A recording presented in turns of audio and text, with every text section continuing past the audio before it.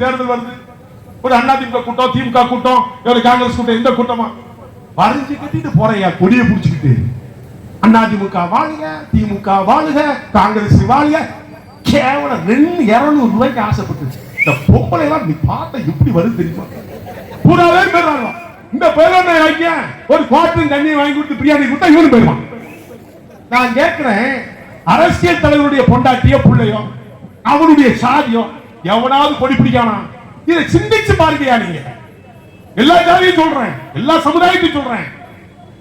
ஏன் நீங்க உங்களுடைய பெண்களும் ஆண்களும் கொடி பிடிச்சிட்டு கோஷம் போட்டு இந்த கேவலமான காசு ஒரு நாள் கூத்துக்கு அனுப்புறீங்களா? கேவலமா இல்லை? இது தேவையா? உனக்காக கொடிபிடி, உன் சமுதாயத்திற்காக கொடிபிடி, உன் குலத்திற்காக கொடிபிடி. நாட்டாருக்கு அடிமையாக கொடிபிடித்து வாழ்வது வாழ்க்கையில் செத்து போயான்னு சொல்றேன். வேண்டாம், அடிமை வாழ் வேண்டாம். அப்படி இருக்கிற அவசியம் இல்லை.